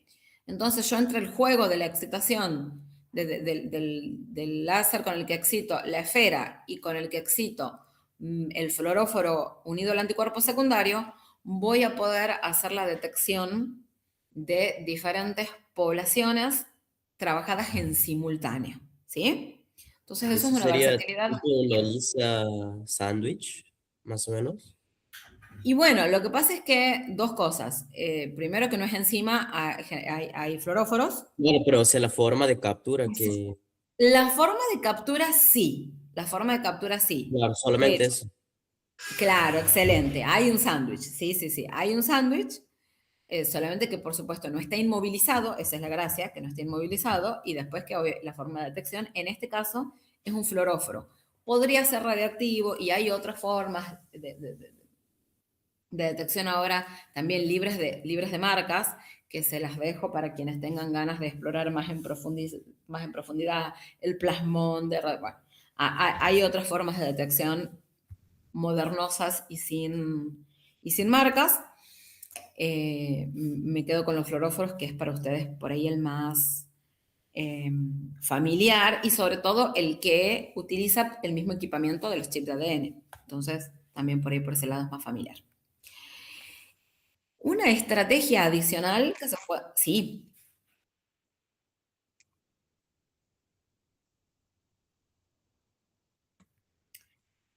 Claro, claro, porque todo esto se va lavando. Y entonces, si no está, este segundo lo perdés, obviamente, y y vas a tener solamente la población, o sea, vos podés excitar tanto la esfera como el fluoróforo acoplado al anticuerpo secundario, al anticuerpo de detección en realidad. Son fluoróforos distintos. Y a su vez tenés diferentes poblaciones de esferas con diferentes fluoróforos. Eso te da como una versatilidad para trabajar varias muestras en simultáneo, ¿sí?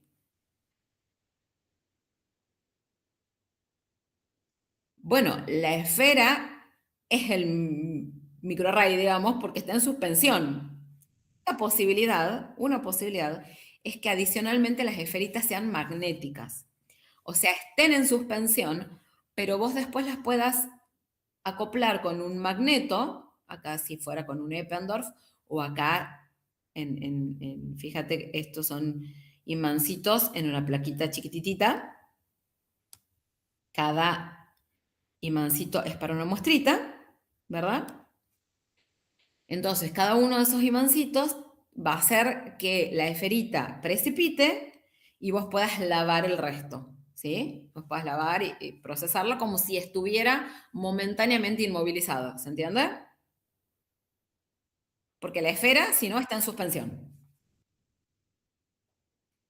Y la podés centrifugar para que precipite, ¿no? Pero bueno, esto como que te facilita, te la inmoviliza momentáneamente. Esas serían las... Profe, sí, perdón, ahí me quedó una duda, no he entendido bien. sí. El Ashai tiene un fluoróforo característico del Ashai. A ver, hay diferentes formas de detección del array, ¿sí? O sea, diferentes formas en las que ustedes van a detectar la formación del complejo antígeno-anticuerpo. Una forma de detección es la clásica, que es marcando el anticuerpo con un fluoróforo, ¿verdad?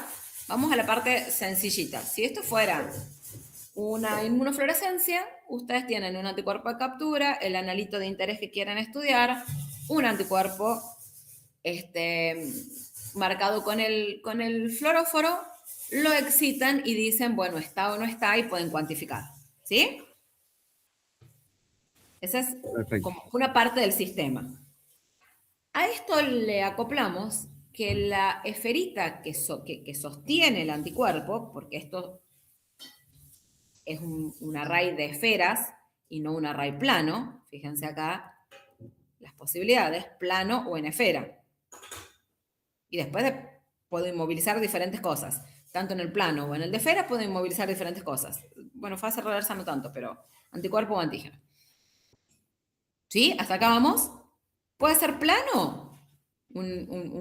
Imagínense una plaquita pequeña de nitrocelulosa, de plata, de vidrio, que son las más comunes. O en esferas, que son estas, que están en solución.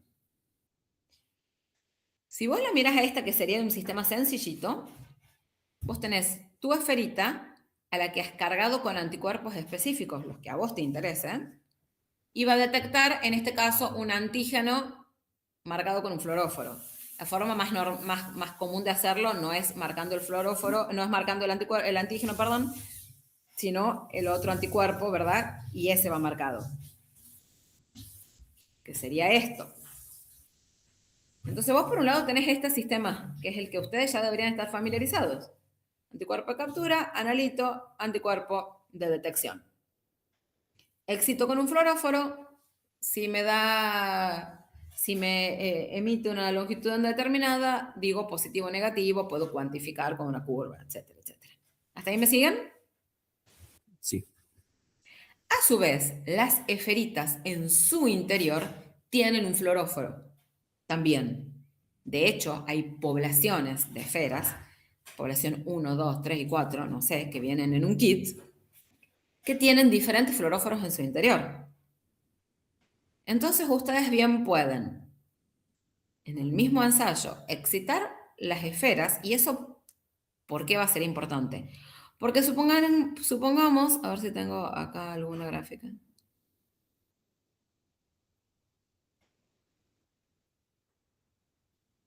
Bueno, fíjense aquí. Bueno, esto es inmovilizado con un imán. La misma esferita, ustedes van a mezclar, suponete que tienen el conjunto de esferitas verdes. No van a ser verdes, ¿verdad? Pero van a emitir una fluorescencia verde. Otro conjunto de esferitas azules. Cada una de esas esferitas va a estar acoplado a un anticuerpo distinto. Porque ustedes mismos son los que acoplan el anticuerpo a la esferita. Le van a poner dos muestras distintas y lo van a detectar con anticuerpos marcados con un fluoróforo que va a absorber, o que va a emitir, perdón, va a emitir y va a absorber a otra longitud de onda. Entonces ustedes en el mismo ensayo van a discriminar las poblaciones de esferas que tienen diferentes fluoróforos y las poblaciones de anticuerpos, porque tienen otro fluoróforo, ¿se entiende? Entonces esto me va a permitir mezclarlas a las esferas. Y las esferas tienen diferentes anticuerpos. Yo sé que parece un trabalengua, mis ángeles, y menos así sin vernos la cara. Pero piensen, esferitas con diferentes fluoróforos en su interior. Cada esfera, a mí lo que me importa más que la esfera es qué le acoplo a la esfera. ¿Qué le acoplo a la esfera? Un anticuerpo. Esfera 1, anticuerpo 1. Esfera 2, anticuerpo 2. Y después tengo Y esta, el anticuerpo. perdón, Sí. y esta es la característica justamente de esta técnica, es que decir como un ensayo multiplex. Exactamente. Lo Ajá. que me permite es que sea multiplex. Si yo quiero usar una única esferita con un único anticuerpo de detección, lo puedo hacer. Pero si yo quiero interrogar varios tipos de antígenos distintos y poner 2 o 3 muestras en simultáneo, lo puedo hacer porque según la emisión, o sea, según los láser, o sea, según los fluoróforos, yo voy a detectar las diferentes poblaciones que tengo adentro de un mismo Eppendorf, por ejemplo. ¿Se entiende? Sí, perfecto. Seguro. Sí, yo sé que es ahí como confuso, pero básicamente es lo que estás diciendo. Lo que me permite es que sea un ensayo multiplex, que en una sola corrida, si se quiere, o en un solo ensayito, yo pueda trabajar con varios antígenos en simultáneo y con varios anticuerpos en simultáneo, ¿sí? Con varias muestras y con varios, y con varios antígenos, ¿sí? Sí.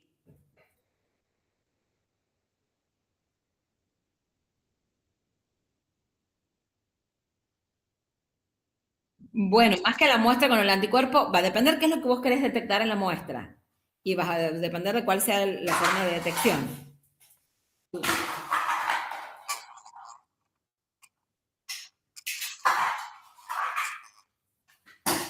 Suponete, ay, qué pesada que es, qué pesada que es. Se le terminó la comida y ese escándalo que está haciendo es porque está paseando con el plato pidiendo comida. No es que está muerta de hambre, comió esta mañana. Pero ese escándalo es una manifestación, Sí, es la ellos son así. manifestación de Plaza de Mayo con el plato alrededor mío. Kirchnerista. Así, Perfecto. así. Acá tengo todas las manifestaciones juntas. Ahí lo perdió, ya lo va a encontrar de nuevo. ¿Cuál es lo interesante de esto? ¿Qué es lo interesante de esto? Suponete que ustedes quisieran, en 2 muestras distintas, interrogar versus diferentes antígenos en simultáneo. Porque si ustedes piensan en una ELISA, salí de ahí. Si ustedes piensan en una ELISA, ustedes siempre tienen el mismo anticuerpo, por ejemplo, en todas las calles, en todos los wells. aquí tienen varios anticuerpos en simultáneo o varios antígenos en simultáneo. Ah, la voy a matar.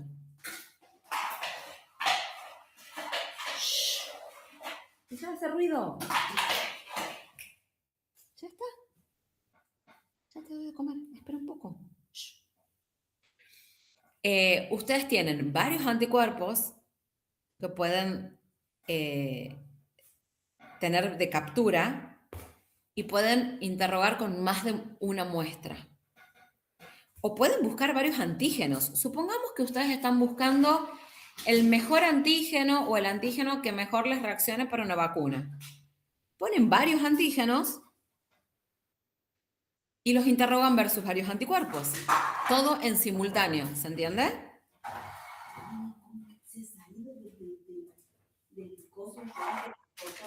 Ay, espérame un segundito, perdón.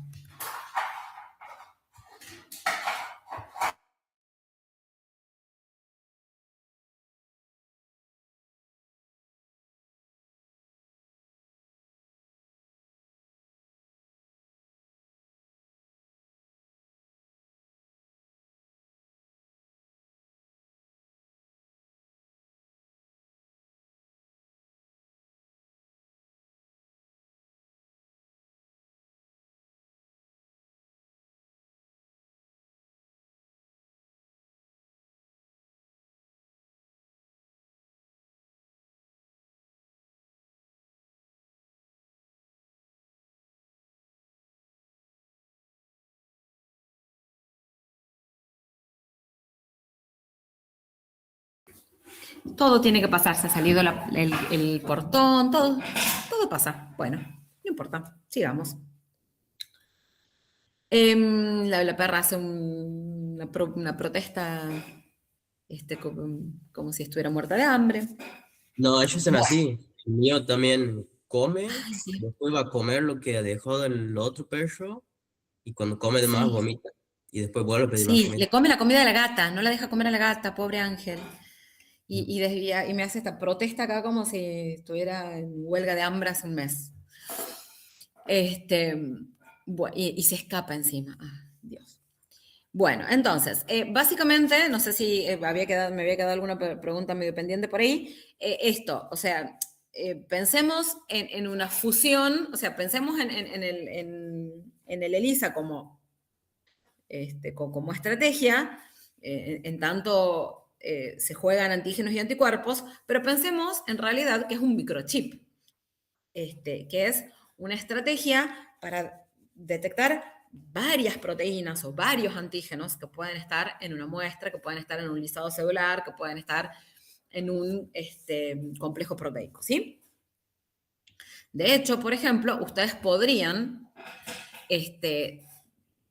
detectar o inmovilizar o buscar antígenos, anticuerpos o los arrays de fase reversa, que son una cosa muy interesante, que es cuando se inmoviliza, por ejemplo, un lisado celular.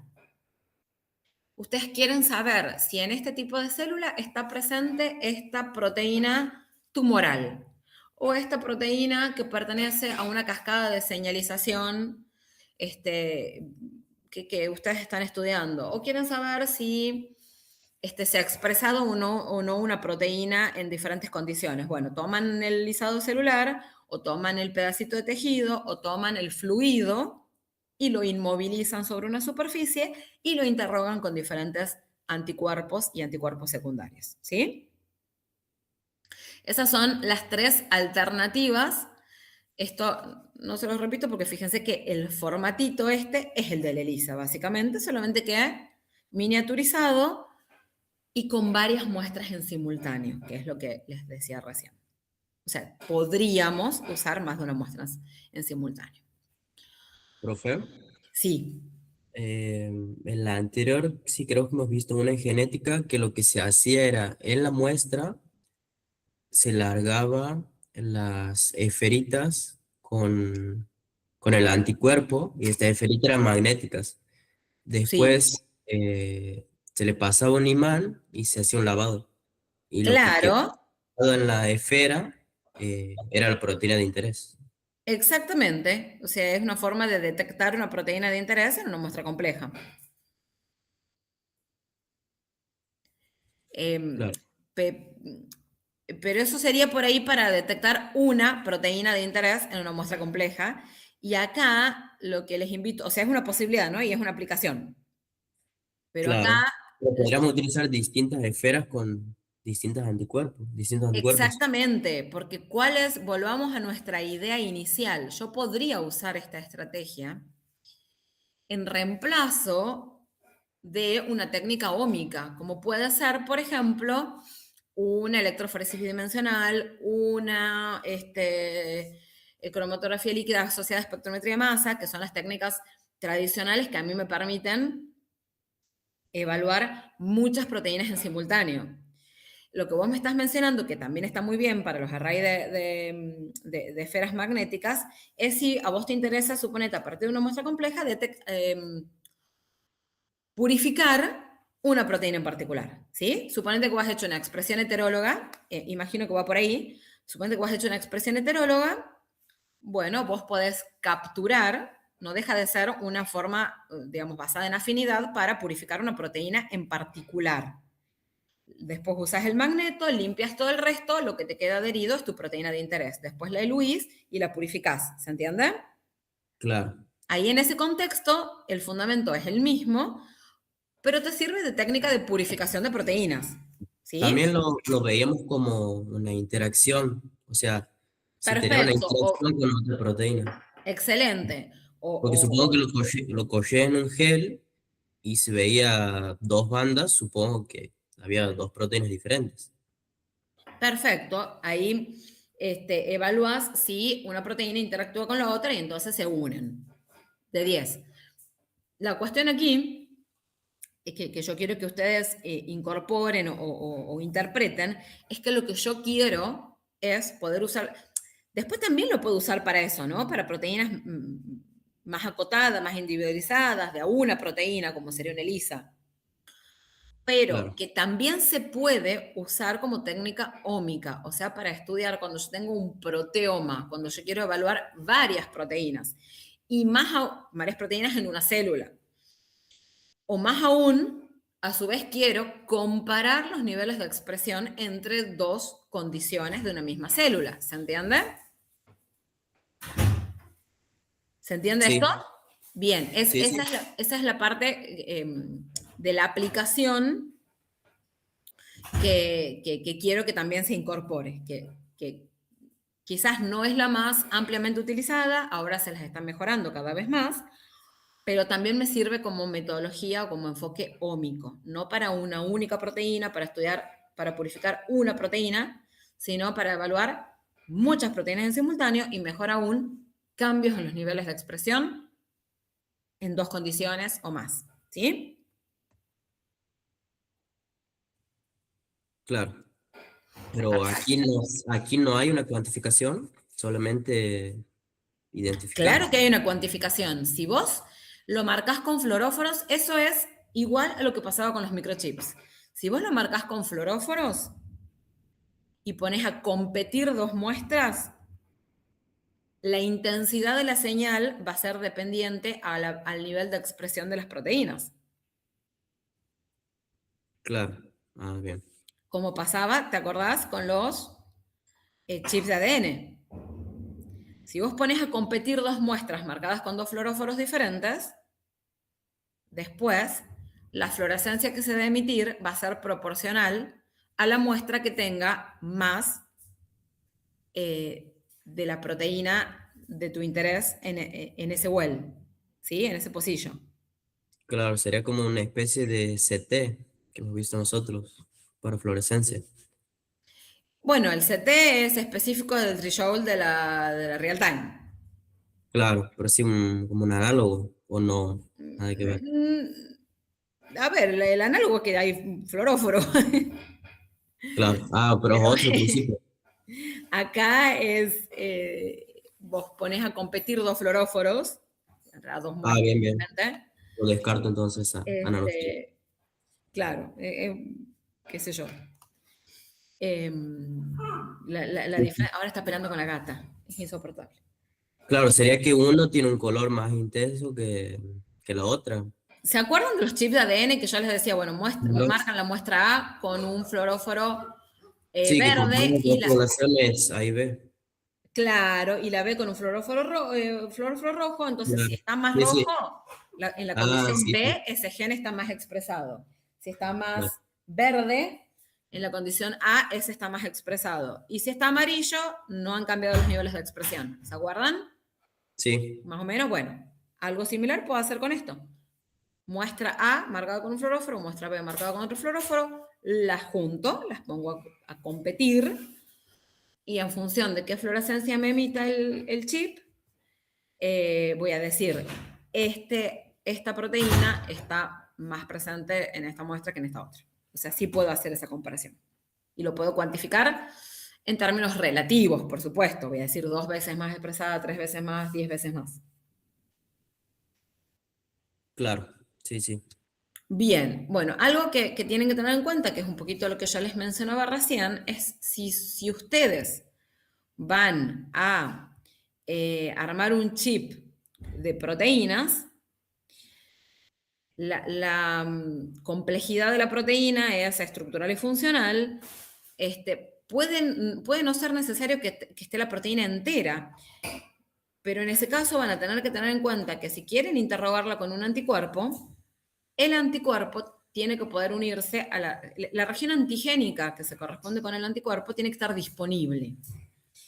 Fíjense entonces, acá, en este caso, el epitope de este anticuerpo es lineal. Entonces se une perfectamente. En cambio, aquí no es lineal.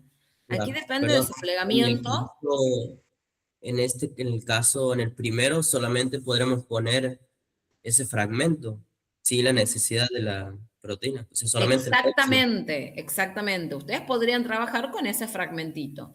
En cambio, en este caso, fíjense que no depende de la estructura primaria, sino de su plegamiento tridimensional. Si cuando arman el array, por el sistema de printing que usan, por los buffers que usan, por las condiciones experimentales, esto se les desnaturaliza, el anticuerpo no va a detectar el antígeno, porque necesitan ustedes un plegamiento tridimensional específico. Y eso lo tienen que tener en cuenta, ¿sí? Por eso la complejidad, porque muchas veces yo tengo que poder sostener una estructura tridimensional que es muy sensible a condiciones ambientales como pH y temperatura, por ejemplo, ¿sí? O lavados sucesivos, etcétera, etcétera. ¿Se entiende? Sí, sí, ahora mejor. Bien. Esto lo paso rápido, después lo vemos con más tranquilidad si quieren, pero sé que están este, apurados. Como pasaba con el ELISA, una limitante o un requerimiento básico específico va a ser contar ya sea con los anticuerpos o con los antígenos específicos para interrogar mis muestras. Y nosotros habíamos conocido una posibilidad que era, dos posibilidades en realidad, que era la obtención de anticuerpos policlonales a partir de la inmunización de un animalito, o los monoclonales que venían de obtener un hibridoma que me produzca los anticuerpos, y acá introducimos un tercer grupo de anticuerpos, que son los anticuerpos recombinantes, que se obtienen por el método que ustedes sí deben haber visto en genética, que es el phage display. Entonces, como sí lo han visto, voy a asumir que lo saben. ¿Qué es lo que se hace? La región ustedes saben que el anticuerpo, ¿verdad? Va a tener los sitios de reconocimiento para con su antígeno, que son las regiones variables, y un sitio constante. Bueno, las regiones variables son las que se expresan mediante phage display y de esa forma obtengo un anticuerpo recombinante. Esto es un poquito más a título informativo, pero para que lo tengan en cuenta, es tan importante contar con todos estos anticuerpos, sobre todo para detección de enfermedades humanas, que se ha generado un atlas de proteínas humanas para contar con al menos 2 anticuerpos recombinantes virtualmente para cada antígeno que exista en el cuerpo. Entonces, si entran ahí a esa dirección, van a ver un mapa divino de todos los anticuerpos y de todos los antígenos que al día de hoy se han logrado Puede pasar el link. obtener. Está ahí, este. Ah, Fíjense, bien, bien. es bien simpática la página. Tiene mucha información de un montón de proteínas, obviamente humanas, y la estructura tridimensional y demás. Por supuesto que para obtener esos anticuerpos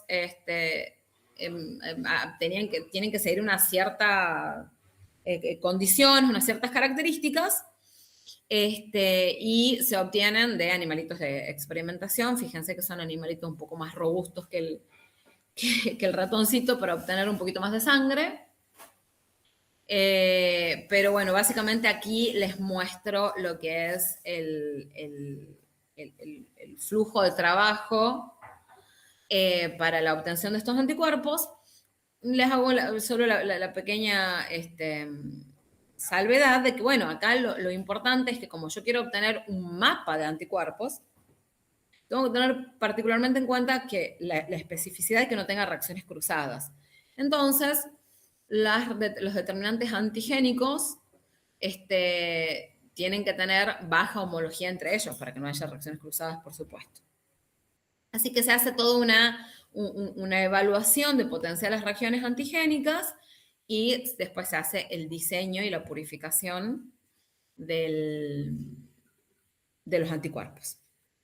Bueno, esta es así se ven, fíjense, esto es un print de pantalla de la página esa que les estoy diciendo, y fíjense, por orden alfabético les aparecen todas las proteínas y enzimas humanas, su localización tisular, su localización en el tejido en el que se encuentran, a qué patología están asociadas, a qué enfermedad. Para hacer los estudios. Es buenísimo, y después lo que no recuerdo es si tienen un servicio para la síntesis y para vender los anticuerpos. Bueno, y acá imágenes tridimensionales, bueno, es bastante interesante. Fíjense, entran en cada una y les despliega el panel de todo. Fíjense, esto es una imagen histológica, es un corte histológico, esto es una microscopía confocal marcada con diferentes fluoróforos para ver la ubicación tisular y la ubicación celular, si ha sido purificado o no, bueno, cuáles son los perfiles característicos, es bien interesante. Bueno, estos los arrays de fase reversa que ya se los he mencionado. En lugar de poner un antígeno o un anticuerpo purificado, puedo poner un lisado de tejido, un lisado celular, un fragmento de tejido, etcétera, etcétera. Con esto ya voy terminando para darles el pantallazo general de lo que quiero que sepan de microchips o microarrays. Lo que ustedes conocen en general para producción de anticuerpos, bueno, ya lo saben, tenemos las 3 alternativas que les he mencionado. Y para producción de antígenos, ¿cuáles serían las posibilidades? Purificar la proteína o expresarla de manera heteróloga. ¿Sí? Ustedes eso ya lo saben. Tomo el ARN si es eucariota, tomo el ADN si es procariota, plásmido, organismo que me permita la expresión, purificación, etc. Esa sería la forma tradicional, ¿verdad? Tienen un esfuerzo logístico y demás, que ustedes ya conocen, y imagínense que en este caso encima no es que tienen que producir una proteína, sino que tienen que producir un montón de proteínas, tantas como quieran, para producir el microchip o el microarray. Los obstáculos tecnológicos tienen que ver con lo que ya les vengo mencionando. Se les pueden desnaturalizar las proteínas, van a perder pureza, van a perder cantidad, se pueden plegar inapropiadamente, tanto después de la purificación como dependiendo del organismo que han usado para expresarla. Ustedes ya saben que si son muy complejas, los organismos procariotas por ahí no son muy útiles. Bueno, a diferencia de lo que pasaba con el chip de ADN, que como yo les decía, lo lavan, lo vuelven a usar, lo lavan, lo vuelven a usar, aquí entre lavado y lavado o entre muestreo y muestreo, con el frío se me pueden desnaturalizar, si están deshidratadas se me van a desnaturalizar, etcétera, etcétera. Entonces, ¿cuáles son las últimas estrategias que se emplean? Que son una cosa bellísima. Expresar las proteínas in situ, en el microchip. Para las siglas son simpaticísimas. Pisadapa, Pucanapa, y hay más. Pero básicamente todos utilizan un sistema distinto, que después los dejo para que lo vean como, con un poquito más de tranquilidad. Ahí sí Todas- a utilizar, por ejemplo, hemos visto el caso en el que se utiliza reticulocitos. Exactamente, exactamente, muy bien. Utilizan un sistema de expresión libre de células. Pueden usar un lisado celular, pueden usar de reticulocitos, pueden usar las partes purificadas de un sistema de expresión, obviamente el ribosoma, los RNA de transferencia, los aminoácidos, y después básicamente lo que necesitan es una estrategia para capturar la proteína que se les está produciendo, porque la quieren dejar inmovilizada, obviamente, en un chip. Entonces, en base a cuál es el sistema de expresión que eligen y cuál es el sistema de anclaje de la proteína que se purifica que eligen también, o sea, que se selecciona, existen varios, acá hay 4, pero existen varios tipos de microchips con producción de proteínas in situ. O sea, ¿qué significa? Que no es que yo tengo que producirla antes, purificarla y inmovilizarla, sino que en el momento en que pongo un inductor, arranca la expresión de la proteína. ¿Sí? Sí, Bueno, acá les describo cada uno de ellos, lo leen con tranquilidad, porque sé que en este momento no van a rebotar las ideas, pero con algunas cosas veo que están familiarizados. ¿Lo han visto como microchips de proteínas o lo han visto como sistemas de estudio interacción proteína-proteína? claro, no, lo hemos visto en el caso de las bibliotecas genómicas. Ah, En ese ámbito. perfecto. Excelente. Bueno, sí, sí, sí, se usa también. Bueno, listo, tienen una base para entenderlo. Sí. Em, Después hemos visto otra que es complementación por gen funcional. Excelente, excelente. Eso es para ver interacción proteína-proteína. Excelente. Eso generalmente yo no se los doy y sí lo tienen que saber porque sé que les dan, que se los dan en genética, pero sépanlo. Está muy bien Y que lo... no son muy útiles para ¿Cómo? aplicarlos, muy útiles. Sí, así, tal cual. Entonces, bueno, eso, ya sé que ha sido como a velocidad relámpago, porque sé que están con otra cosa en la cabeza, pero ahora les paso la info.